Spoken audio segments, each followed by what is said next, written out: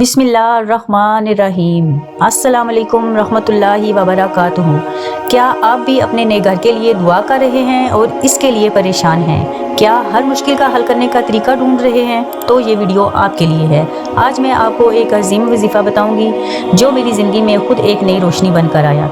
ये वजीफ़ा मेरी ज़िंदगी का हिस्सा है। 4 साल पहले मेरा अपना ज़ाती कोई घर नहीं था, लेकिन ये वजीफ़ा मैंने करना शुरू किया और अल्लाह पाक ने मेरी ज़िंदगी में वो मुआज़ात दिखाए जो मैंने कभी सोचा नहीं था। हर दिन नए असबाब बनते गए और आज मैं अल्हम्दुलिल्लाह अपने घर में बैठकर आपको ये वजीफ़ा बता रही हूँ। अगर आप भी इस वजीफ़े से फ़ायदा उठाना चाहते हैं तो बस इस वीडियो को मुकम्मल देखिएगा, कोई पार्ट स्किप मत कीजिएगा। जिस तरह मैं बताऊंगी बिल्कुल उसी तरह आपने ये वजीफ़ा करना है, तो इंशाअल्लाह अल्लाह पाक आपको भी आपके नए घर की खुशखबरी सुनाएगा।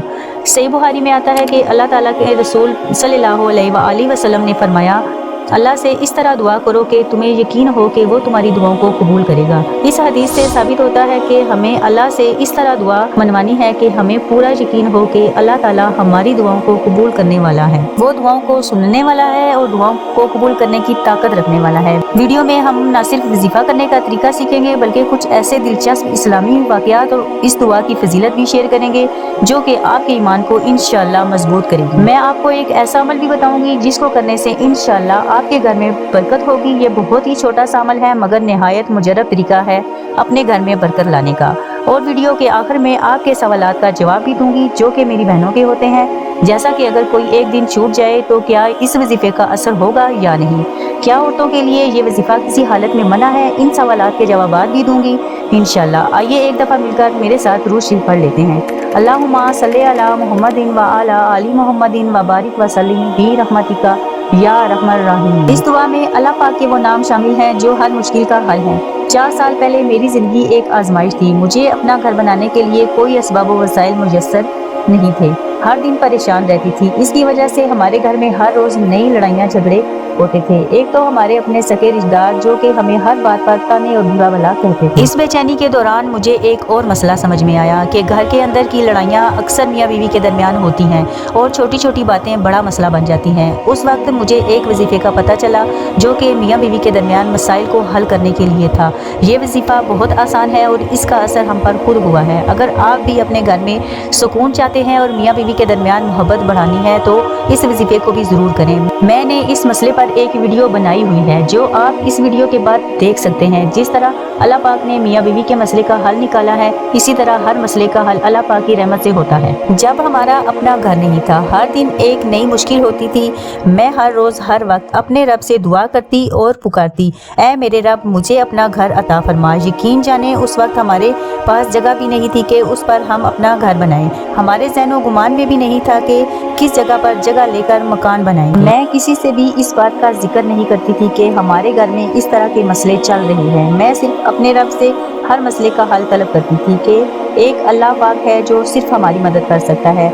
मुझे अपने रब पर इतना यकीन था कि उसने मुझे खाली हाथ नहीं रखा, क्योंकि मैंने पढ़ रखा था कि हदीस में आता है कि हजूर सल्लल्लाहु अलैहि वसल्लम ने फरमाया, अल्लाह शर्म महसूस करते हैं कि जब उनका बंदा उनकी तरफ अपने हाथ उठाए और वो उन्हें खाली हाथ वापस करे। अगर मैं सारी ज़िंदगी भी अपने रब का शुक्र अदा करूं तो वो भी कम है। इस इल्तिजा में मैंने अपने रब से रो रो कर दुआ करती थी कि ऐ मेरे रब मुझ पर अपना करम फरमा, मुझे अपना घर बनाने के लिए असबाब व वसाइल अता फरमा। नाजरीन, अपने रब को सच्चे दिल और कामल यकीन के साथ अपनी हर दिली मुराद के लिए रुजू किया जाए तो फिर वो रब जिसने हमें पैदा किया, जो 70 माओं से बढ़कर बंदे से प्यार करता है, फिर वो अपने बंदे की इल्तिजा ज़रूर सुनता है। हमारा रब बड़ा गफूर और रहीम है, वो सुनने वाला है और नीतों के हाल खूब जानने वाला है। नाजरीन, फिर एक दिन मुझे ये वजीफ़ा मिला। ये वजीफ़ा पूरे यकीन और तवज्जो यकसोई के साथ कर लिया तो आप मुझे सारी ज़िंदगी दुआएं देते रहेंगे। किसी अल्लाह वाली ने हमें ये वजीफ़ा बताया तो हमने ये वजीफ़ा किया। पाक परवरदिगार ने हमें ऐसे ऐसे असबाब व वसाइल पैदा किए कि हमारे हर वो काम जो बाज़ाहिर ना होते हुए नज़र आ रहे थे वो काम हमारे ऐसे होते चले गए कि जैसा कि हमारे परवरदिगार ने हमारे लिए ज़मीन पर कोई फरिश्ता ہماری مدد کے لیے اتار دیا ہو۔ اللہ پاک کے نام کا یہ وظیفہ کرو اور اللہ پاک ہماری مدد کے لیے زمین پر فرشتہ نہ اتارے، یہ تو پاک پروردگار خوب جانتا ہے۔ آیت کا ترجمہ ہے کہ اللہ پاک کسی جان کو اس کی استطاعت سے زیادہ تکلیف نہیں دیتا، اسے اسی کا فائدہ ہوگا جو اس نے کمایا اور اسی پر وبال ہوگا جو اس نے کیا۔ اے ہمارے رب، اگر ہم بھول جائیں یا غلطی کر بیٹھیں تو ہماری پکڑ نہ کرنا۔ سورۃ آل عمران آیت نمبر 160 ترجمہ: اور اگر اللہ تمہاری مدد کرے تو تم پر کوئی غالب نہیں آ سکتا، اور اگر وہ تمہیں بے سہارا چھوڑ دے تو اس کے بعد کون ہے جو تمہاری مدد کرے؟ اور مومنوں کو تو اللہ ہی پر بھروسہ کرنا چاہیے۔ ناظرین، میں آپ کو اسماء الحسنی کا ایک بہت ہی مشہور معجزہ بتاتی ہوں کہ حضرت موسیٰ علیہ السلام نے جب فرعون کے ظلم سے نجات کے لیے دعا کی، اللہ نے سمندر کو 2 حصوں میں بانٹ کر انہیں اور ان کی قوم کو بچا لیا۔ اس سے صاف ظاہر ہوتا ہے کہ اللہ کے اسماء الحسنی میں بے پناہ طاقت ہے۔ ناظرین، وظیفہ بڑے دھیان سے سنیے گا۔ وظیفہ: آپ نے 5 وقت کی نماز لازمی پڑھنی ہے اور عشاء کی نماز کی ادائیگی کے بعد 2 رکعت نماز نفل برائے حاجت پڑھنی ہے۔ 2 رکعت نفل پڑھ کر آپ نے جائے نماز پر بیٹھے رہنا ہے۔ اس دوران آپ نے کسی سے کوئی بات نہیں کرنی۔